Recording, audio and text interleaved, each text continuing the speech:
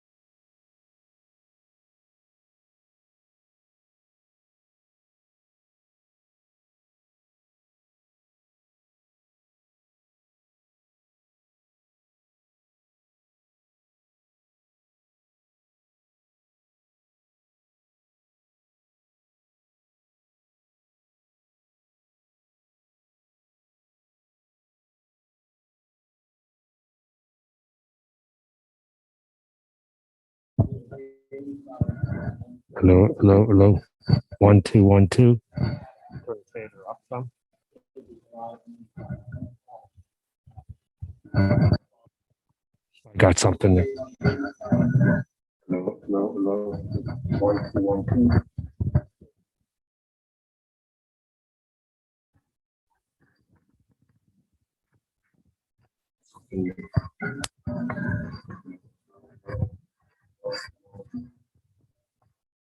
So with the expenditures, right now we're projecting that we're going to come in almost $787,000. And that included putting a transfer over to the capital project. So, I put that in. Expenditures, right now, we're projecting that we're gonna come in almost up. So that's where you're gonna see changes. I'm gonna update it probably weekly just to keep track of where we are. And if there is any drastic changes before you approve the final budget, I'll make sure that we have the most accurate numbers that we have for that. Any questions on the projections of where we're going to be? Okay. Go ahead.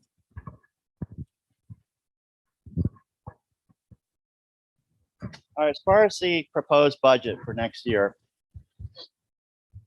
we have been able to balance the budget based on raising the real estate tax but to the index, which was 3.7%.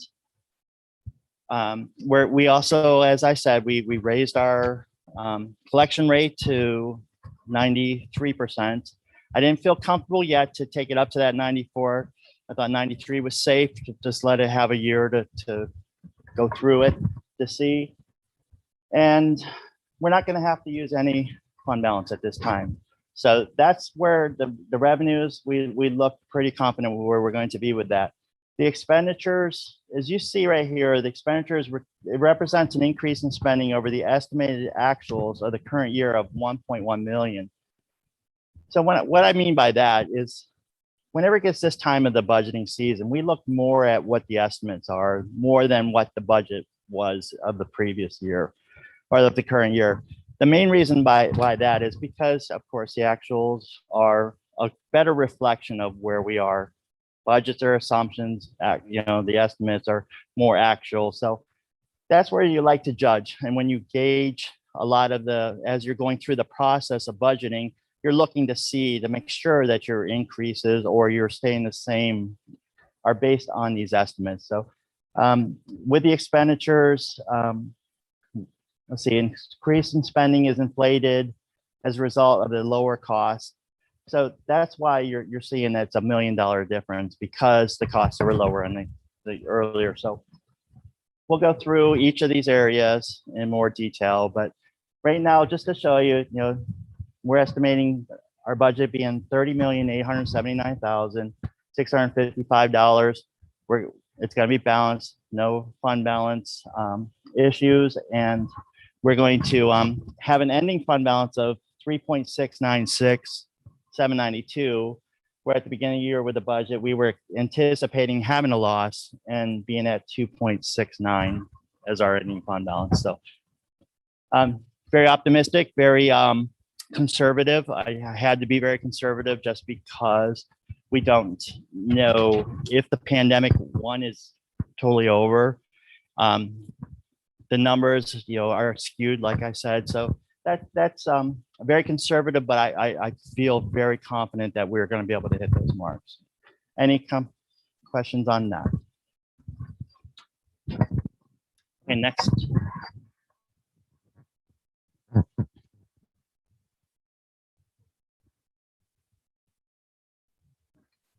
On the next slide is the tax assessment and millage. So as I stated, the tax increase is up to the Act 1 index, which raises the millage to 26.7432. Our tax assessments increased $8,936,000, which gives us a new assessed value of the district of $719,411,005. So the district actually grew in assessment size. So that, and a lot of that goes back to the transfer tax I was telling you about, that where we had that little windfall, and is, people are selling and buying houses, and anytime you buy a house, the assessments are changed and you get different, you get higher assessed rates. And then the tax reduction of allocation. This is the gaming money that the state gives every district to offset the cost. We show it as a revenue on the one side, and it's also, it takes off of the cost, for the taxpayer. So this year it was $558,588. 3,215 of our residents did apply for the homestead reduction. And what this reduction is, it's based on anyone that has a housing value over $6,496. So what it really boils down to is that everyone that signed up, the 3,215, are going to receive $173.74 credit on their taxes for this year. Questions?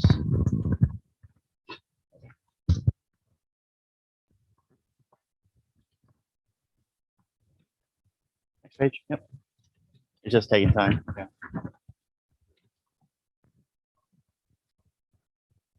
Next one, just we're starting to go through a little history lesson. This is our millage history. One thing that I found interesting when I was going through this process is to see up here in 2003 to 2012, there was no increase at all of millage. So the millage stayed the same, 24.15, no tax increases, which is really impressive that the district was able to do it, but it also reflects that the strong fund balance that the district had. They were able to sustain any increases throughout the year. Come to 2012, 13, 14, that's when the Allegheny County did their new assessments. So a lot of districts did this. They actually lowered their rates, and it was a nice thing to do for residents. I mean, everybody appreciates they're getting their taxes reduced, but now a lot of districts are feeling that loss of revenue. So you're seeing that, we're having to try to get back to that level of revenue that we have lost over those that years that we've changed it down. So when you look at it from 2003 to 2012, we were at 24.15.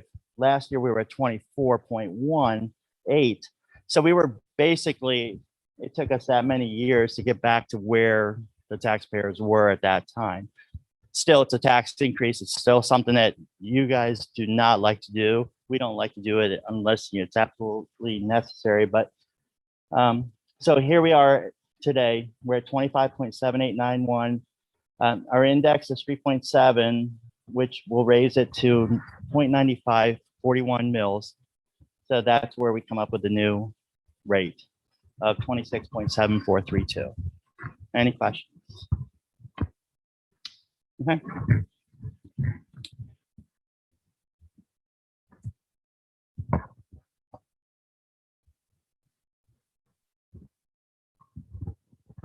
All right, when the next one comes up, this is one that we like to put on. Just a lot of people like to compare schools against schools. So when you look at where we are as far as against other Allegheny County school districts, we're sitting right now at about the 9th highest out of the right now. I have 41 schools on here.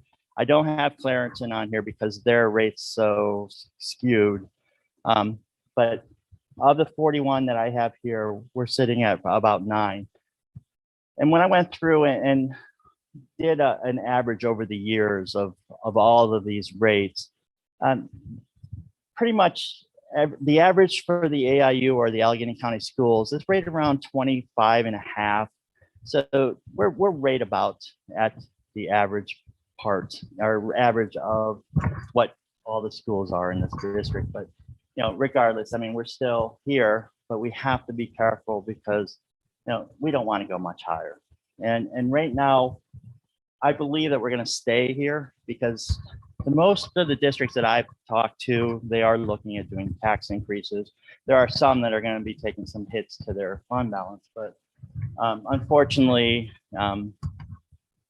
tax increases is the norm for a lot of districts, because especially a lot of districts last year did not raise taxes. So that's where we are right now with that. Any questions? Okay.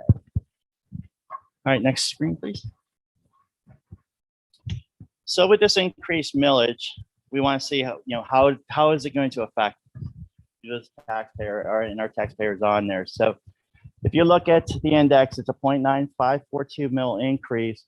So if you look at their property value for the median household of the district is 105,900. it's going to increase their taxes by $101.05 or $8.42 per month. And it goes on, as you see, the $125,000 house is $994 a month. And for a $150,000 house, you're looking at about $11.93 a month. One thing that, I don't know if it's a good thing, you can look at it this way or not, but if you did get the homestead, you know, you're getting the credit, which is really going to offset the increase. So you're getting a little bit of a break by having the homestead, but it's still, it's a cost. I mean, and, you know, unfortunately, you know, it's something that, you know, we've had to do. And that's one thing that we want to continue to keep looking at and, you know, do whatever we can, not to affect, you know, what we're doing for the kids, but be more efficient, be more budget, what's the word I want to say? We want to be more cognizant of what we're spending so that, you know, we can try to avoid, because we don't want to keep taxing. And that's the worst thing is to do, is to tax. And especially because we are so close in Beaver or in Allegheny County with a lot of these districts, you know, it's going to come to that point where, you know, someone wants to move into the area and they're going to look at millage rates because we're so close.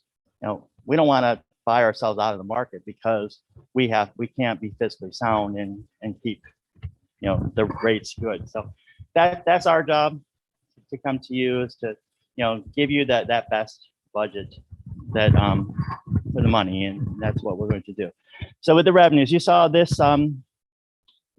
last month, I believe I went through the revenues, as you saw. Now, once again, real estate, earned income, delinquent taxes, other locals.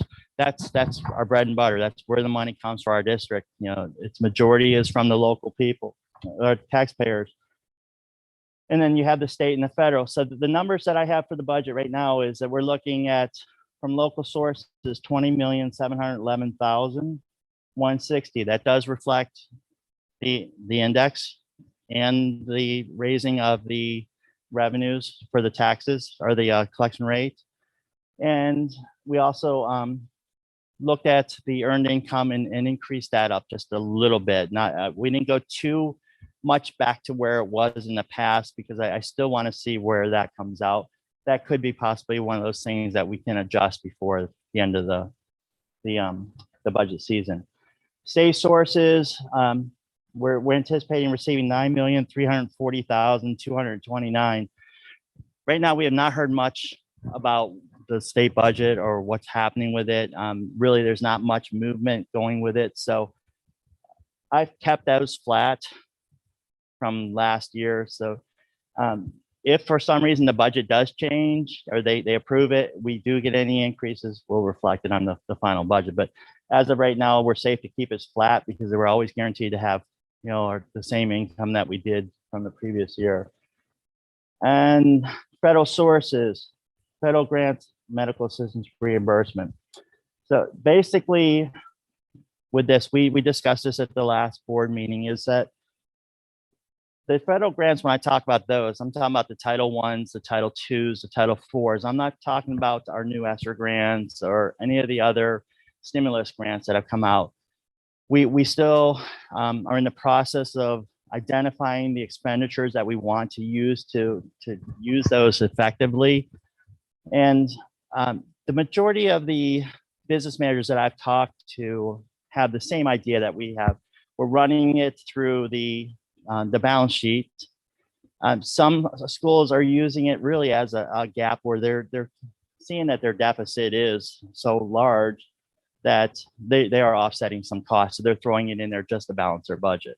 So that's right now where we are with this, with the federal sources.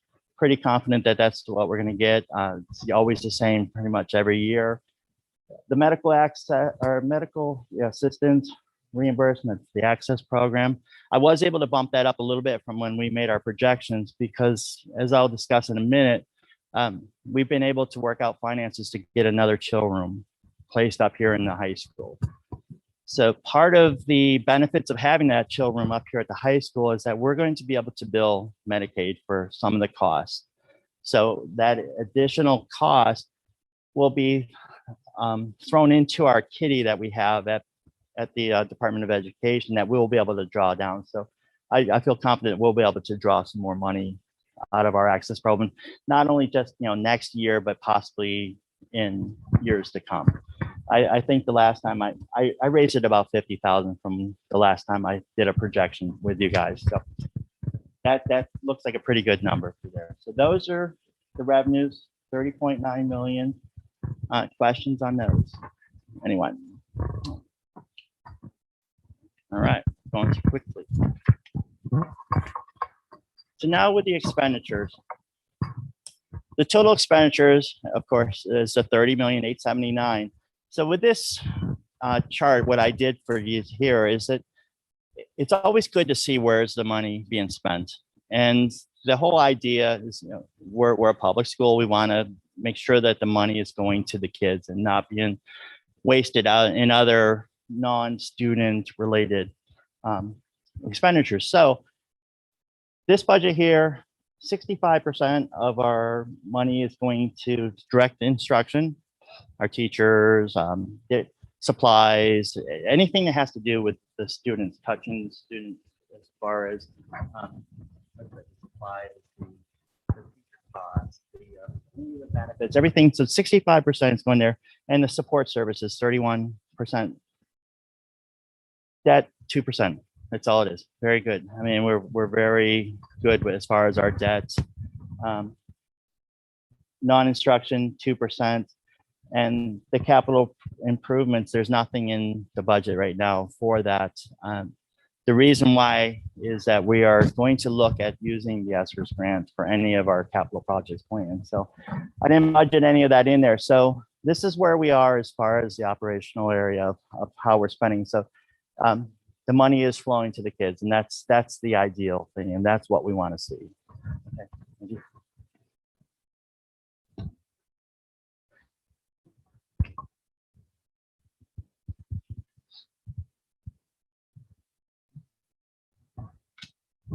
On the next slide, we're going to talk about the expenditures. We're going to break it down a little bit more into the different types of expenditures of where's the money actually flowing to in these different areas. So as we all know, that our personnel cost is the highest cost that we have as a district. 70.6% of our budget is, or $21.8 million is going to personnel. We have contractual wage increases in there. The medical insurance went up 5% this year. PCERS rates keep increasing, so it's gone from 34.51 this year to 34.94 next year, which is increasing the cost of 1.25% on every dollar that we're spending. That's only 388, like I said, it's very, very low. Tuition. 9% of our budget is going to tuition, $2.7 million. Of that, we have $1.4 million going to charter schools. Right now, we have approximately 100 kids, and it goes probably give or take 10 kids, every month. But that's a big expense for a district this size. So that's one thing that we constantly need to keep looking at and seeing how, and hopefully with the changes, with the charter school reform, it seems like it still keeps rolling and it's going further than it ever has in the past with the legislators. So if we can get some kind of change in there, that's going to be huge for all the districts because of the amount of money that districts are spending. Like I said, we're a small district. That's a lot of kids, but there are other districts. With my last district, we had 333 kids. At $7 million of our budget had to go right out the door to charter schools. George.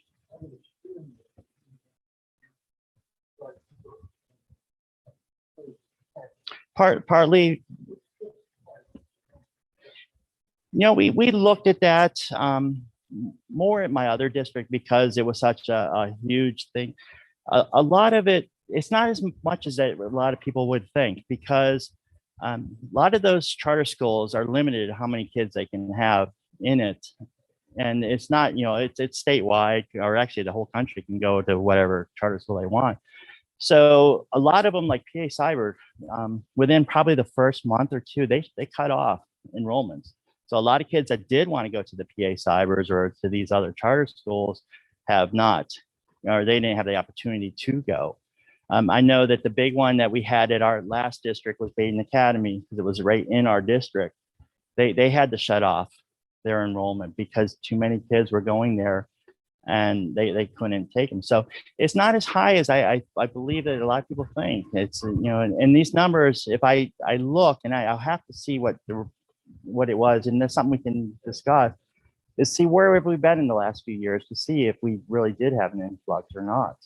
I mean, Yeah, and George, I think that's something we looked at very early on, even last July when we started to take a look at our opening model. And I think that was part of the fear was that we would have many students move to cyber charter schools. It would have a detrimental impact on our budget.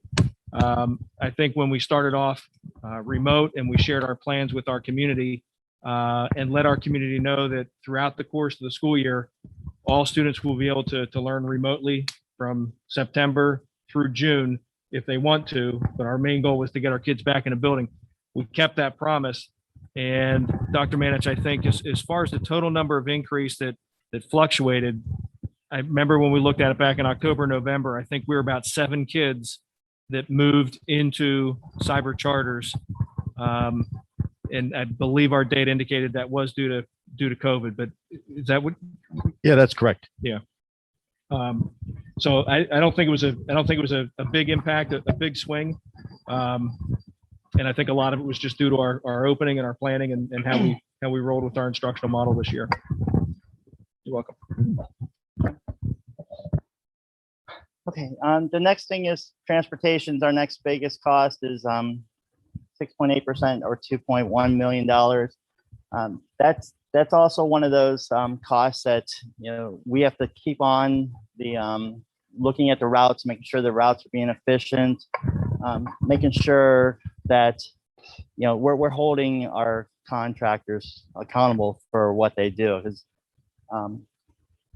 it's a big thing, and it's a lot of times, you know, it's easy to overlook transportation. It's just, you know, you have the buses out there and they operate, and you just assume that, you know, what you're paying is, you know, what you're supposed to be paying. But, you know, there's always better ways, you know, and there's a tendency too that that they'll slip on an extra bus or an extra van or something, and you just have to really stay on top of them. And that's just from past experience, but that's all I'm going to say about that. Utilities, only 1.2%. So that's basically just going through in a nutshell. You can see around the pie chart what we're spending on pretty much everything. That it's hard with the colors. Actually, probably impossible with colors. We'd have to get a color. I could send you guys all a colored copy, but I didn't want to be on that report of, you know, who spent all the copier money for. That does happen. You have that list. We don't want to be on it.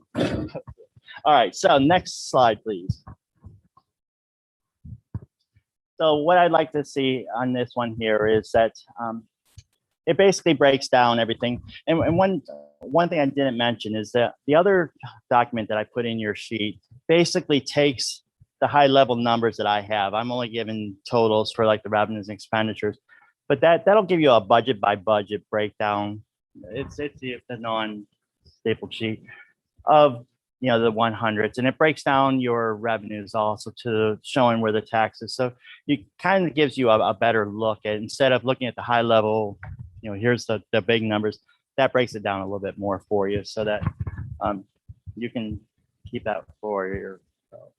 All right, so going through with this, when you look at the changes, you expect whenever you do the budget that you're going to have an increase in salaries, benefits. And that's also a good check for us as business managers to make sure that we did something right. We know approximately how much our change is going to be, the percentage year to year. And if we're in that ballpark, then we know that we pretty much have captured everything that we needed to for the following year. Same thing with benefits. Professional services, so the 300, this is 16% change from our previous, but I mean, basically what we're looking at there is that's the chill room. That's the part of it is that the additional cost for the chill room. So I believe Sarah, 65,000. So we're looking at an additional cost of 65,000 to bring that chill room into the high school. But we also, as I stated earlier, is that, we're going to be able to recoup some of that money through our funding. So that's why you're going to see a little bit of a change in our 300s. Property service, not bad, not bad. Supplies, about steady. The property, the 700s. 700s, that's where basically we have not had very many spending. We haven't been buying capital projects items. A lot of it has to be because of the introduction of the capital projects plan, that using that $1.4 million that we moved over. And in this budget currently, I took all of that out just because, we're going to look at that as, ESSER money. And it's money that we can use for ESSERs to do some of the capital projects to change or the repairs that we need to do. So that's why you're going to see a big decrease in there. And also in that number that I have in the projected to cause that to even be higher is I have that transfer going over to the capital projects plan. So if I took that out, really, you wouldn't see much of a difference in the cost because we just have not been spending a lot of money on property per se. We've been on repairs, yes, for property, no.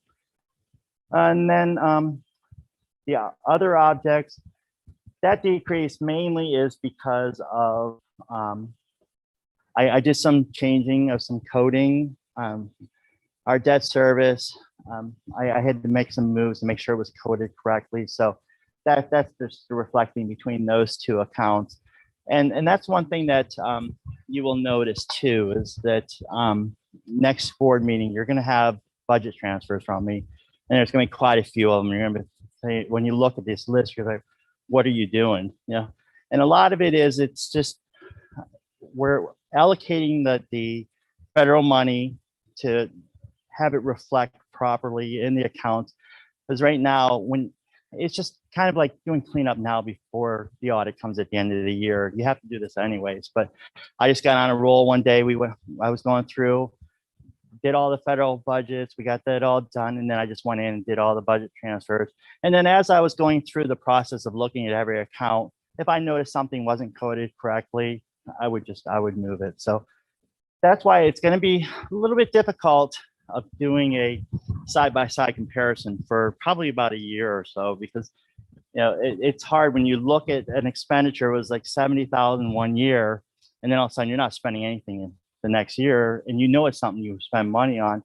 Unless you have a note of where it went, you have to trace it until you get everything correctly coded, or where you're used to seeing it. Then you're going to start seeing more efficiency with the budget. And we're also going to be able to look at the budget more. Right now, it's hard to, if Dr. Crowder came to me and said, how much are we spending on overtime or class coverage? It would take a lot of digging to get it, because right now it's going into the salary accounts. Whereas I've actually broken it out so they have separate little codes, so that I'll be able to just pull a report and say, here are the class coverages, here are the overtimes, here is the class coverage, different things. So it's just going through, and it's one thing I just want to make clear to everyone too, is that, I'm not fixing mistakes. The way Chris did things were absolutely correct. There just are a few things that each business manager has a different way of, there's the coding, the way you do it is really set on how you do it at each district. They're all still in like the 400s, the 200s, the 300s, but the way you identify them is pretty open. So that's where you're going to start seeing just a little bit of differences. Just makes it easier for us and, to be able to evaluate. So that's what I have for the changes in expenditures. Any questions on that? Okay, next slide. We're almost done.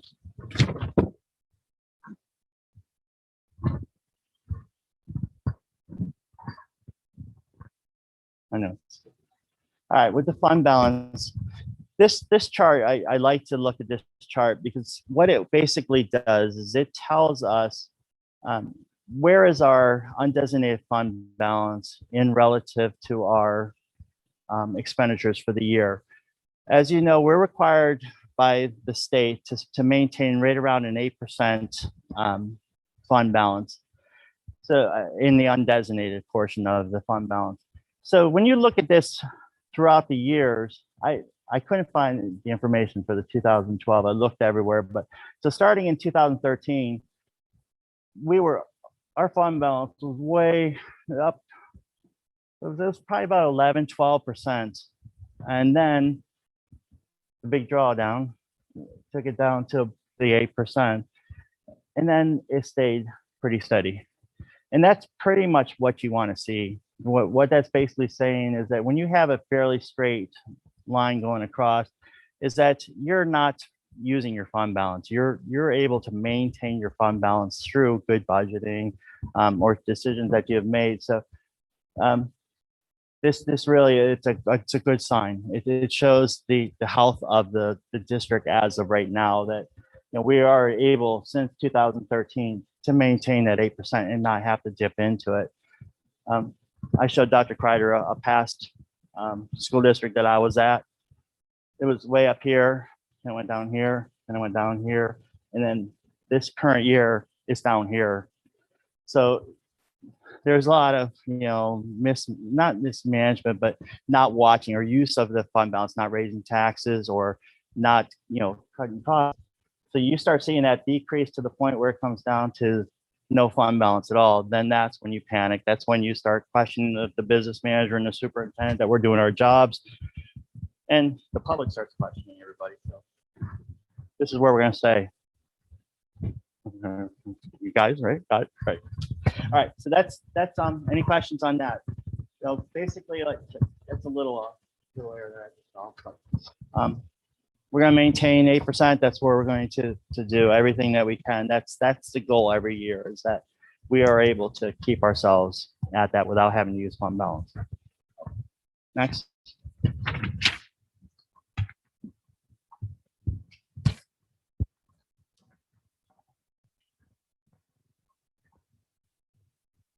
right, in this budget this year, in technology and security, right now, I don't have anything in the budget for new technology upgrades or purchases. The recurring theme is going to be that we're going to look at the uses of the ESSERS grants and possibly other security grants that have been offered every year. And we'll continue to go for those to keep doing our upgrades. I do have money in there for technology repairs and for some supplies that we've used. And these are supplies that are just normal supplies that have been throughout the years that they've been using. Textbook purchases, all the student consumables, the workbooks and those items are in the school budgets. The big new curriculum adoptions, I have nothing in there at this time, but we're going to work with Dr. Manch, and we're going to work with the ESSERS grant, which that is one of the allowable items. And we're going to look at seeing, how much of a refresh that we're going to do. If we're going to just pick limited areas, or are we going to try to do a whole refresh? So that's what we're planning on doing for our technology. For our book. Next slide. So indirectly, these ESSERS grants are helping us, because this did help us be able to balance the budget by some of these cuts that I've taken out of the budget. The next one is the maintenance projects. Right now, I've cut all maintenance projects from the budget, all the major projects that we have. We can look at using the capital reserve fund that we have. I hope to be able to put some more money in there if our fund balance does come out like we think it's going to be, where we're going to have a little bit of extra money. We're going to funnel some over there to make sure that we cover, what needs to be done. And then, like I said, the ESSERS grant is pretty flexible when it comes to ventilation and what windows, HVAC, different items like that, that, you know, are necessary things that we need to do, that we will be able to do, work on that.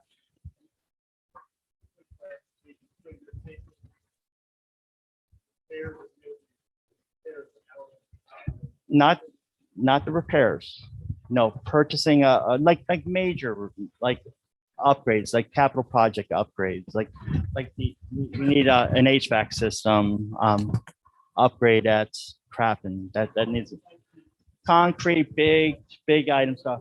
Yeah, because as you see, I still have $200,000 in the budget for everyday building repairs, equipment repairs. We still have a $34,000 for preventive maintenance contracts, our required inspections that we have to do, and, you know, a little bit in academics and athletics. So there is money budgeted in a general fund for those everyday repairs. Big projects that we would do, that's where we would have to start looking at the capital projects or the ESSERS grant to do those. No, I'm not saying that we're not going to do them. I'm just saying that we're going to refocus on how we're going to do them. You know, that's correct. And that's really the plan that Dr. Kreider and I we've been talking about this, that for our finance meeting in June, we're going to come to you with the capital projects plan. We're going to look at the ESSER grants and other grant opportunities. And, you know, we're also going to look at our 5-year budget projection. So it's all those really tie together. And I think it's better to have that in a separate meeting than throwing it, because a lot of times it's thrown into this here, where I wanted to be able to devote the time so that we can explain, you know, what we think, get your ideas of how we can use the different funds. And that's going to really map out how we're going to move forward, because we really need to start to apply for, you know, some of these grants pretty soon, even though we can spend them up to 3 years down the road, but we just want to get things in the works. So that's the thing. We need to have a nice road plan of where we're going to spend the money so that we are spending it efficiently and not just throwing it everywhere which way. So we've talked, Dr. Kreider and I, Dennis and I, we've all talked, and we say, okay, this is where our needs are, and then we'll refine it and then bring it to you at the June meeting, and we'll have a nice discussion about it. So that's I have that. Go ahead, the last page.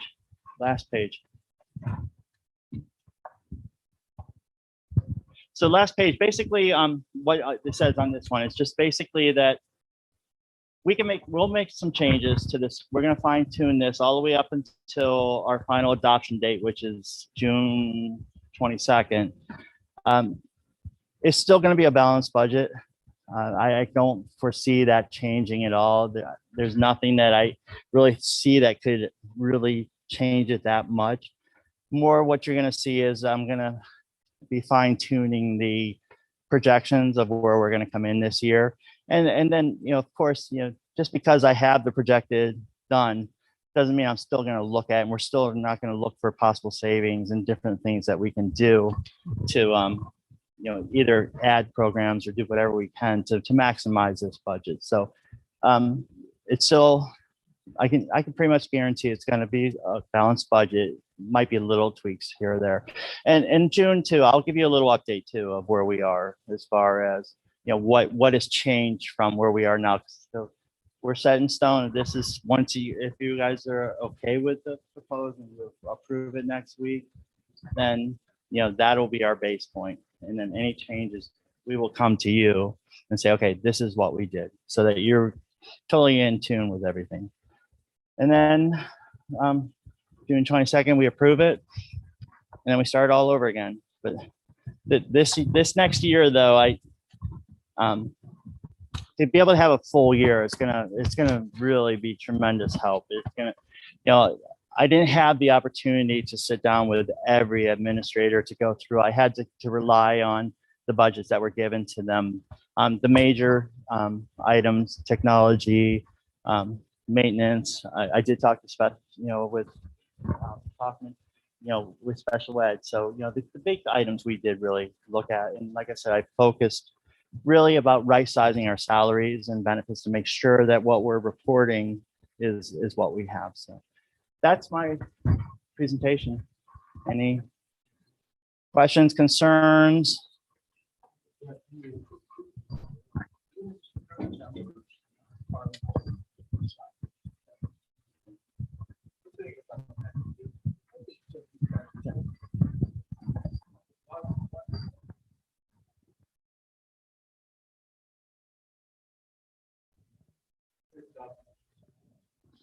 It's an even bigger increase. 20%. Okay, good.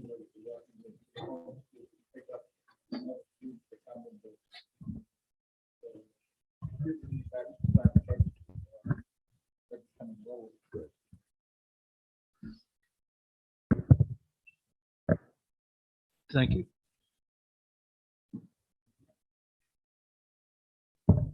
Any other questions?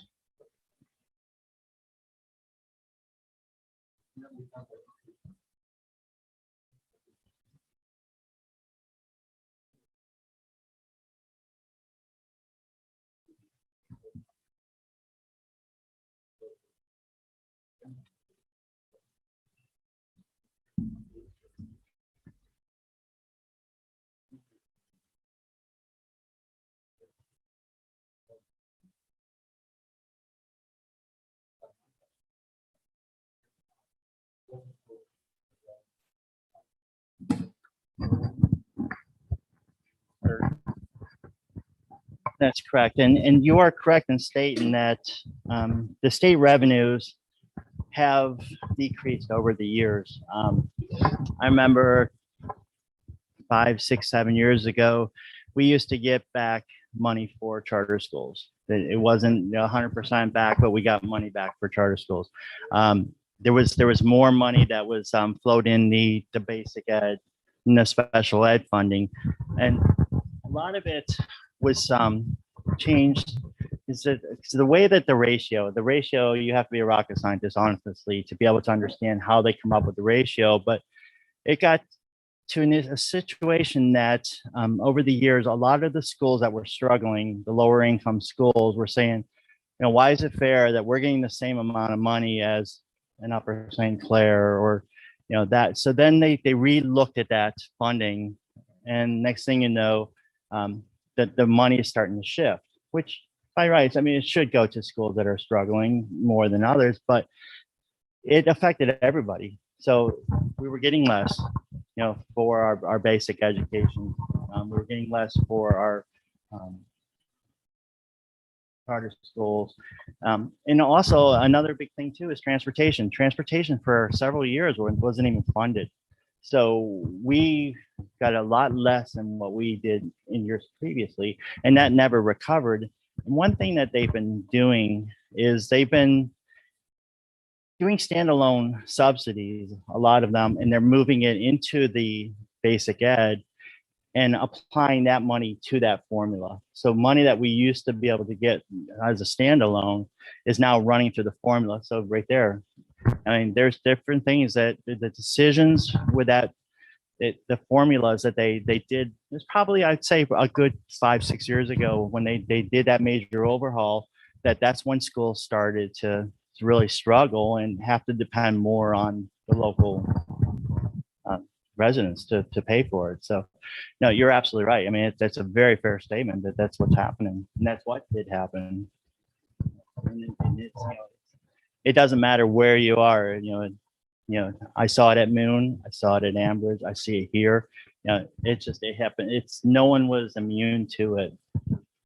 But getting back to what you said about the millage, a lot of these schools, in the Mount Lebanon's, the Upper St. Clair's, or the bigger school districts, they might have a lower millage rate, but they have such a bigger pool of people that are paying that millage rate into the school. Granted, some of their costs are going to be higher than ours, but a lot of that is, we're limited on how many residents that we have. I mean, we're going to get to that point where we're going to be saturated, where we're going to be at that limit where, we can't really ask too much more. I mean, I think we're getting close to that point, where our budget needs to stay right in the 30s, low 30s, because we get much higher, it's going to get to the point where we're going to have to tax ourselves, and we're not going to be able to afford it. And that's the worst case, is that I've been in school districts where you have no fund balance, and you're not making those decisions of what are we going to fix, how are we going to fix it. We're making those decisions of what programs do we have to cut, what teachers do we have to cut, and those are not fun. Those are not fun discussions for anybody, not for the board members, for the superintendent, or any of us. So that's why we have to make sure that when we do our budgets, that we have to right size it. We have to stay within our means. We can't have those big dreams that we're going to be in Upper St. Clair, or offer the same programs. We have to maintain what we can do, really what we have to do from this point on. And looking at that fund balance, I mean, you have been doing that. I mean, that really is, that's a great testament to the boards and to the business managers and superintendents in the past, that they were able to maintain that 8% without having to dip into that fund balance, so that we're not at that point where we have to make those tough decisions, but we still have to monitor every year to make sure that we are doing what we most efficient ways. Yeah, and I think despite all the challenges that we've had, I think the product that we put out as far as the Carleton graduate is still an extremely competitive individual that is able to either enter the workforce, move directly into the military, move on to post-secondary training. When you take a look at the U.S. News and World Report, and you make the comparison of how Carleton compares to other local school districts with our scaled score, we do very well. We have outstanding educators that work with our kids day in, day out, and I think the programming we have is very competitive in regard to our curriculum. And I think we're beginning to emerge and also be a lighthouse district for some schools in the area of social emotional learning, and being able to provide mental health services for our students, as well as we've made developments with the Chill Project this past year and looking to expand it as well. So despite the challenges, and regardless of the forecast that we have in front of us, I think it's always our goal to continue to be competitive and continue to put a competitive product in our student out there, to make them successful. So.